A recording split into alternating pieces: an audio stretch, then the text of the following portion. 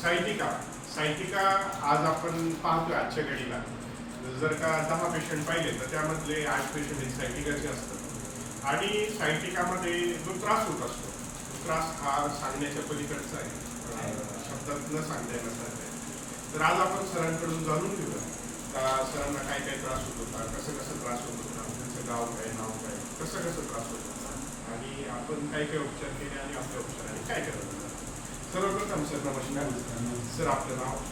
माझं नाव योगेश रामदास जाधव, राहणार सावरगाव, तालुका जिल्हा नाशिक. हो. आपल्याला काय काय त्रास होईल का, कसं मला सर्वसाधारण 3 महिन्यापूर्वी कांद्याचा ट्रॅक्टरवर येत होतो मी.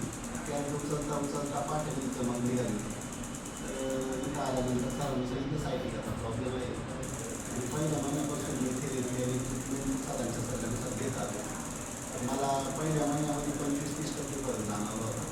पण मी असंच नातेवाईकांकडून पत्ता घेऊन आलेला असताना त्यांनी सांगितलं होतं हळूहळू रिझल्ट भेटतो असं.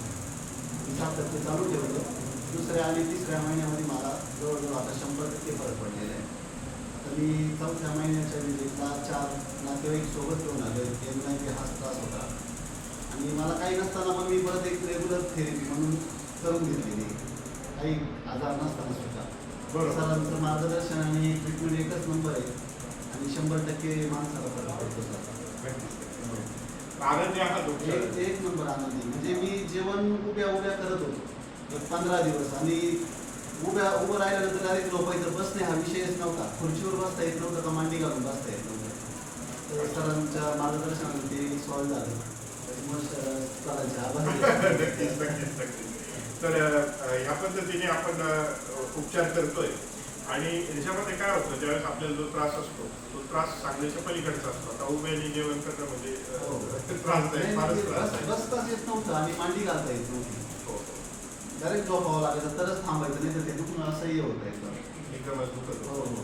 तर या पद्धतीने आपण ॲक्युपंक्चर, ॲक्युप्रेशर, कायरोप्रॅक्टिक अशा पद्धतीच्या विविध पद्धतीच्या थेरपीज केल्या आणि पेशंटमध्ये रिकव्हरी पण सुंदर झाली.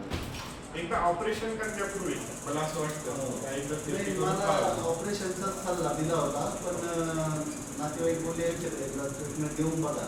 सरांच्या मार्गदर्शनाखाली ऑपरेशन मी टळलं आणि वेदनारहित काम आहे सर. आणि मेडिसिन बी आयुर्वेदिक असल्यामुळे कुठलाही त्रास नाही, काही नाही. बरोबर. या पद्धतीने आपण ॲक्युपंक्चर, ॲक्युप्रेशरचे उपचार केले आणि सरांना फार सुंदर असा रिझल्ट आला. आपल्यालाही जर का असं त्रास होत असेल एकदा नक्कीच आपल्या गॅलेक्सी उपचार केंद्र जिल्हा भेट.